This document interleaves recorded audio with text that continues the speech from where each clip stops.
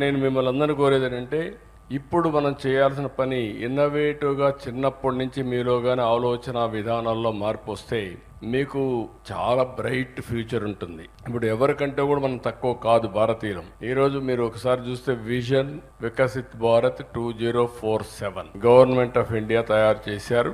2047కి ప్రపంచంలో భారతదేశం నెంబర్ 1 దేశంగా ఉండాలని, అందరికీ మెరుగైన జీవన ప్రమాణాలు ఉన్నాయని ఒక విజన్ పెట్టుకొని ముందుకు పోతున్నాం. ఈ రోజు అభివృద్ధి చెందే దేశాలన్నింటిలో కూడా చూసి చెందే దేశాల్లో చూసుకుంటే ఎక్కువ అభివృద్ధి మన దేశంలో అవుతా ఉంది. మోస్ట్ హ్యాపెనింగ్ కంట్రీ ప్రపంచంలో భారతదేశం. ఆ స్థాయికి మనం చేరుకున్నాం.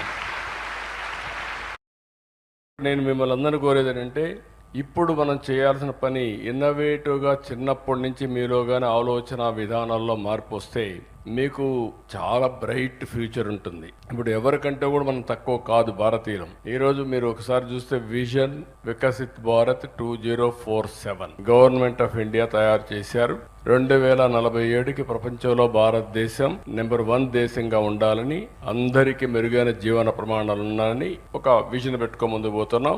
ఈ రోజు అభివృద్ధి చెందే దేశాలన్నింటిలో కూడా చూసి చెందే దేశాల్లో చూసుకుంటే ఎక్కువ అభివృద్ధి మన దేశంలో అవుతా ఉంది. మోస్ట్ హ్యాపెనింగ్ కంట్రీ ప్రపంచంలో భారతదేశం. ఆ స్థాయికి మనం చేరుకున్నాం.